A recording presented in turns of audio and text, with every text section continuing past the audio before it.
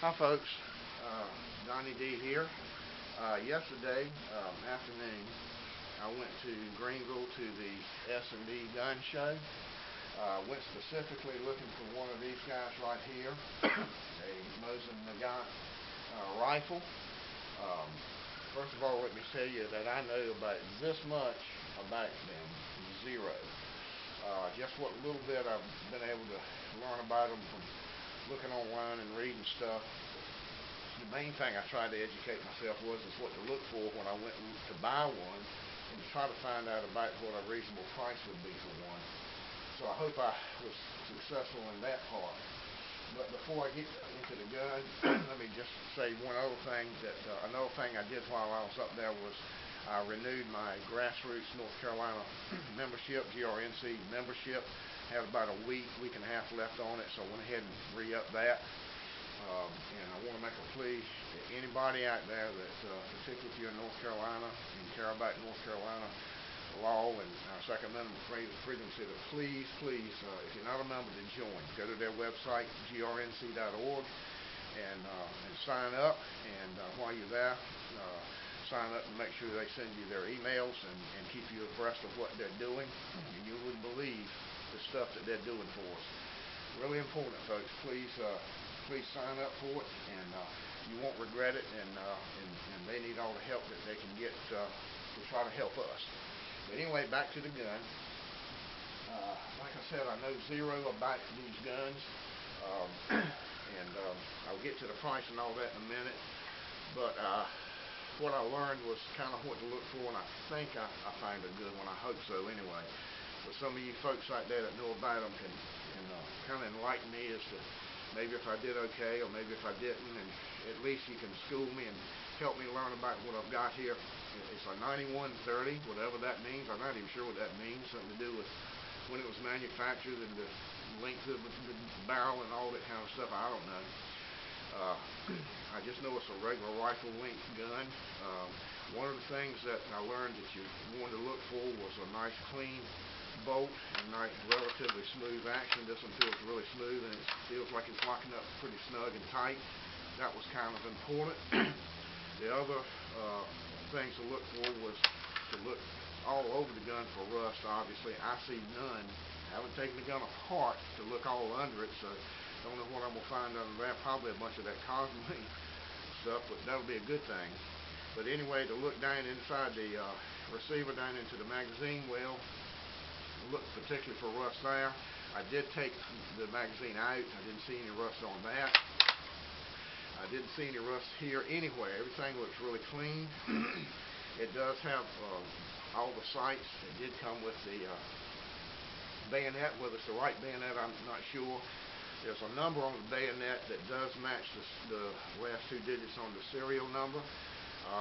The four places the serial number comes up on the receiver, on the bolt, on the bottom of the butt plate, the bottom of the mag well and the back of the butt plate, they all match. But I understand that that's possible that could have, if it's an arsenal gun, whatever that means,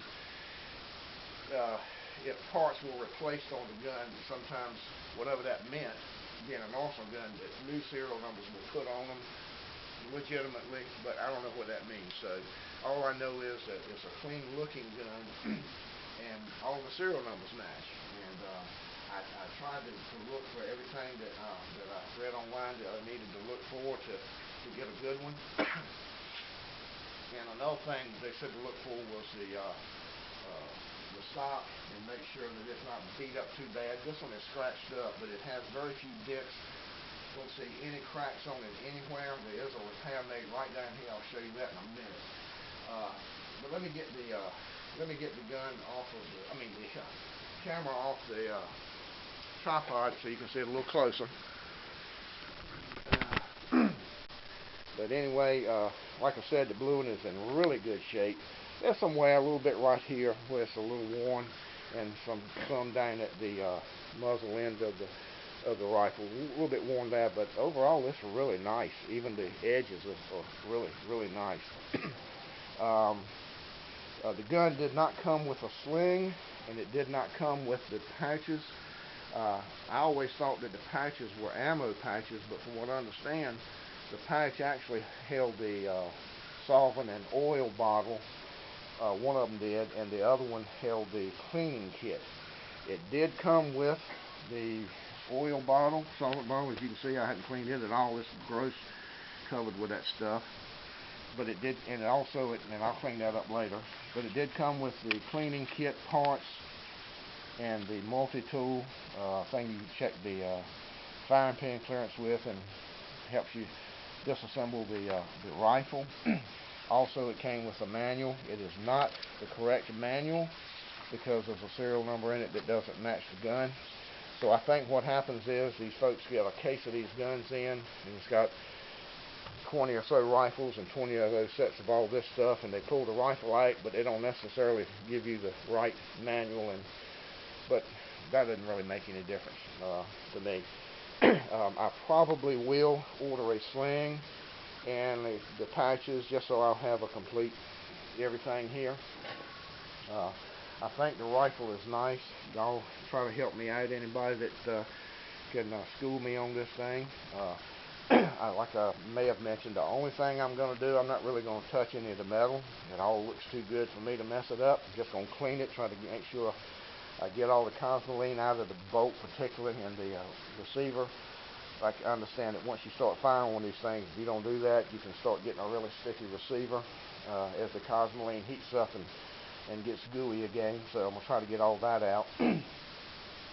And but I think I will take it apart and redo the stock, or refinish the stock. I kind of enjoy doing that anyway. Probably give it a little bit better finish and a little bit more durable than this sort of shellac finish that comes on them. What else was I going to say? I forgot. But anyway, that's pretty much all I'm going to do to it. I am going to check the firing pin clearance myself, and then I'm going to get my gunsmith to check the headspace. I understand that's kind of important to do for safety reasons. But anyway, the gun, like I said, the gun looked pretty good to me. I think I did okay. Oh, I'll get to the price in a minute. Gun did not come with the sling, did not come with the pouches, but did come with the bottle, cleaning kit, multi-tool, and the manual. And price-wise, I was hoping when I first started thinking about getting one of these guys, was that I was going to be able to get one for about $90 to $125. But that was because I was reading posts that were 2 or 3 years old on some of these forums. So once I started looking online, I found out that those days are gone. But I did find prices at around $140, about the lowest price I saw on any.